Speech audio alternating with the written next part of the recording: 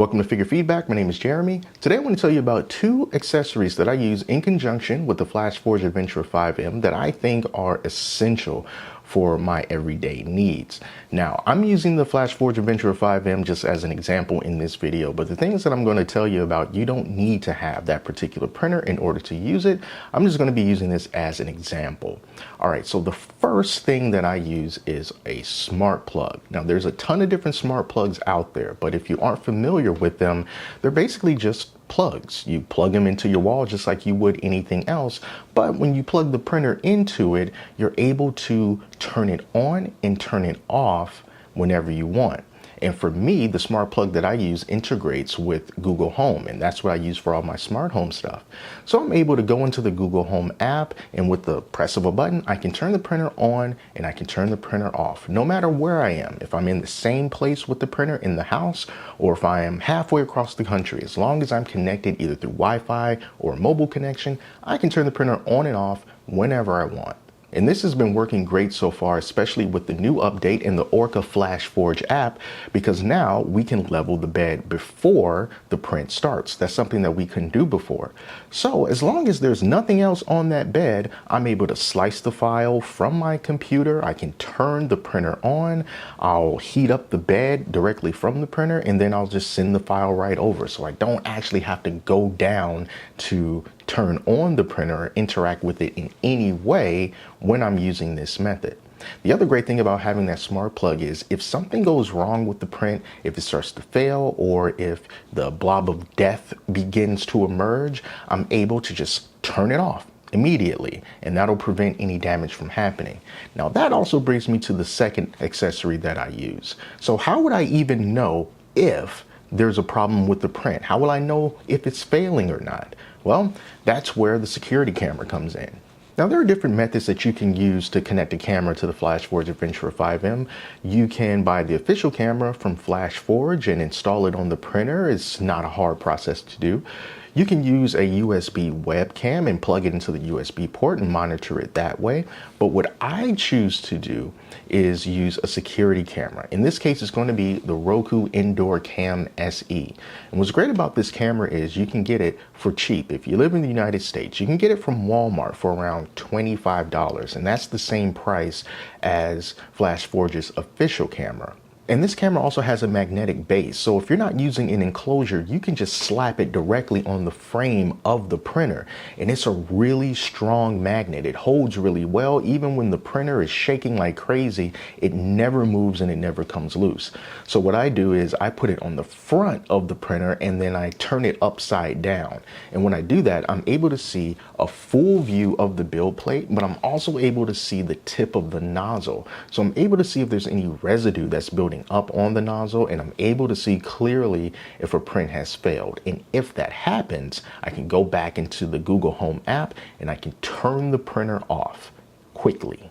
I also like using a security camera because it allows me to check in on the print wherever I am using the Roku Smart Home app.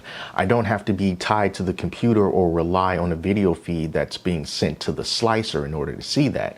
So if I were to step out for 10 minutes to run to the store and I have a print going, it may seem like everything is fine when I leave, but, and this has happened before, when I'm at the store, I'll check in on the print and then the print has failed. And from there, I'm just able to just stop it altogether right there on my phone by turning the printer off. And that is just indispensable, I think, to have for a safety and security standpoint.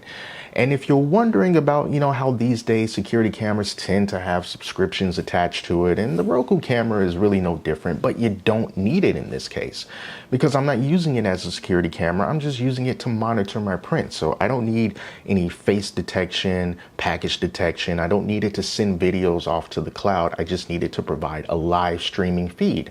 And it does that. And you do not need to pay any subscription fee in order to get access to that. And that app also allows you to do time lapses. So you can set a time for when you want the time lapse to start and what time you want it to end. And then you can also set an interval for how often you want it to take a picture. And when you're done, it'll either stop by itself at the time that you designate, or you can prematurely stop it and it'll stitch all those photos together and it'll save them on your phone. And from there, you can do whatever it is that you want with them. And most of the time-lapse videos that I've shown on this channel recently has been done in that way, using that Roku Smart Home app along with the camera. Now, I know it seems like I'm just really pushing on the Roku, but that's the one that I use. In fact, I have two of them because I'm just happy with their performance. And I love the fact that it has the magnetic base. Essentially, I believe that camera is based on the Wyze Cam, the second version. I think that's what the camera is based on. But the fact that it has that magnetic base, that is the clincher to me, because it makes it very easy to just put it wherever I want. I don't have to take out any screws. I don't have to 3D print anything else to adapt it to the frame. It just sticks right on there, and it's really, really strong. And the camera is just readily available. So if you were going to spend $25 anyway, I mean, for me personally, I would just go that route. So by using those two things in conjunction, I have a lot more security and I have a lot more peace of mind knowing that I can still control my 3D printer when I am away when it comes to avoiding disasters.